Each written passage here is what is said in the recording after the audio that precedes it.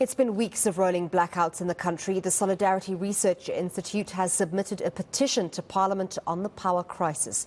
It's demanding that all regulatory or legislative obstacles to unlimited private power generation be removed urgently. For more on this, head of the Solidarity Research Institute, Connie Mulder. Mr. Mulder, thank you so much for your time.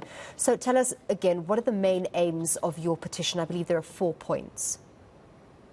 Yes, thank you, Hanley. I think the main aims is quite simply to stop the rolling blackouts. And for that, we've got a shortage in generation capacity at the moment of about 4,000 to 6,000 megawatts.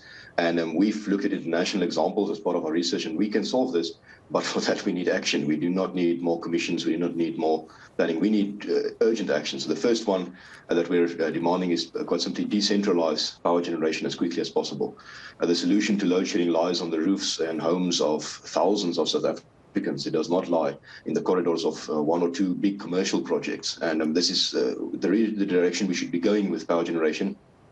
We've theoretically got the whole legal framework in place to allow large-scale, small-scale generation, yet somehow the bottlenecks still keep appearing. So we're demanding just drop that. That doesn't make any sense.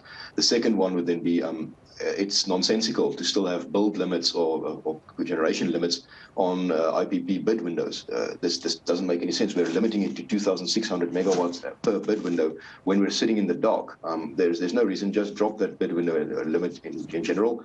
And then the RMI PPPP, which is the Emergency Power Procurement program that was launched in 2019 and that has not managed to procure any power, should just be scrapped. That is the poster child for that was the 3 car power ships from Turkey that have several irregularities connected to them. We don't see any use for this project anymore. Thirdly, we're going to walk the walk here, not only talk the talk, but we're urging other institutions to do the same, is we need skills that can design, implement, maintain these renewable energy solutions.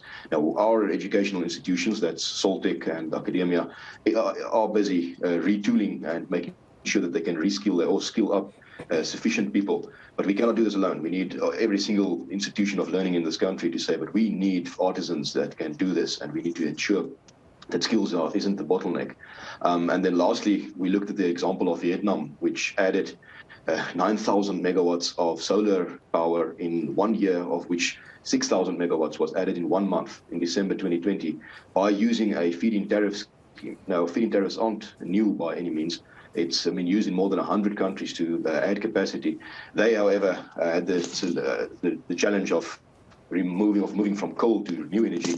We just need to move to any energy, and we think for the short term, implementing a feed-in tariff scheme similar to the Vietnam-based model would really help in incentivizing and subsidizing your average citizen to put solar panels on their roof, because we need everybody. We need every school, every mall, every farmer, every mine to start generating electricity, selling it, and pushing it back into the grid for us to get out of this nightmare, get some economic growth going, and get people off the street corners with placards begging. So you're talking about a lot of the regulations and the policies that government have put in place to regulate private power generation. You want to scrap those. Why do you think they've been so ineffectual? For the simple reason, government has insisted on maintaining control over this process. And we're in a situation with a government that's stuck in the headlights, standing on the tracks with the train coming, and they're holding us and insisting that the train hit us all. Now, we want to get off the tracks. That is what we're saying. They can stay in the headlights if they want. We don't want to be on these tracks anymore. It's now possible with the 100 megawatt generation limit that we can remove that completely as well. As there's no reason to cap this. We need to radically get power into this grid. We cannot continue on the route that we are at. The economic impact is massive, and that's why, as an additional step, we've consulted, and our executive council has decided we're going to go into the power generation and distribution field as well. We're going to start generating power through our property development company, Canton. It's the guys who built Soltech, and they're now looking at saying we're going to start generating power and selling it. It's the best way to ensure job security for our members, but we're once again calling on everyone, all South African citizens, to start solving this problem. Unfortunately, we've now had 15 years of government trying to solve this problem. And after 15 years, we need to look in the mirror and face the facts. They either cannot or will not, or both. And that means we can't wait for them anymore. We need to do this. So as much as you want to decentralize power production or generation, you still need government to allow you to open, essentially to open the doors for independent producers to do that, correct? I think at the moment it's actually possible with a 100 megawatt cap limit. The sky should theoretically be the limit. What we don't understand is why this registration process isn't a simple online portal where you register and say, I want to generate power and sell it. So we're going through the process. We're trying to see where the bottlenecks are, and then we are hoping that a floodgate of applications can force open these bottlenecks. We cannot be approving 16 applications per month. That's not enough. We need hundreds of thousands of applications to go through to start generating. We might have some technical issues with the grid, but we think Eskom is adding capacity to get people connected to the grid as quickly as possible. They've basically said we'll allow some ground, or we're making ground available next to power stations for people who want to put solar farms up there or any sort of energy project. We're encouraged by those moves, yet for some reason it takes almost 300 days to get a permit from NISA to generate and sell, and this doesn't make any sense. So we're going through that process. If there are any bottlenecks that we can fix with litigation, we will not hesitate to go that route. South Africa cannot afford to sit on our hands anymore, and that's why we've got no options left, unfortunately. I wish there were cheap options out of load shedding. There aren't any cheap options left, but the only thing more expensive than fixing load shedding is not fixing load shedding. So in terms of the skills development, obviously that's not an overnight fix. How long do you see that taking before we have adequate skills, from these institutions that you've named, but also, from other people identifying the opportunity in the market for skills specifically in energy generation and system maintenance? Yes, as you correctly point out, those courses still need to be maintained. We're sitting, we've got a list of, I think it's 1,500 engineers who worked at Eskom, which we've handed to Minister Gordon, who do have the skills to implement power solutions. They've, in the meantime, fixed the power solutions in Vietnam and in the Philippines because they weren't welcome in South Africa. So we're hoping we've got the skills to a degree. What we're seeing or expecting is that there's going to be an explosion in the small-scale power generation field, that the whole sector is going to really take off. And that's why we're not that worried about solving the immediate crisis regarding skills, but we are going to need a lot of skills to basically move South Africa to a situation where power generation is done in a much more decentralized way, and where it's done sustainably in a much more decentralized way. I think academia already is looking at an energy engineering course that's in the final stage of accreditation. So we should be able to be delivering those skills within 2-3 years' time from our institutions. However, we're not nearly enough on our own. And that's why we think every other institution of learning should immediately start and say, but this is going to be the sector that really has promise, and that's going to create a lot of jobs directly as well as indirectly.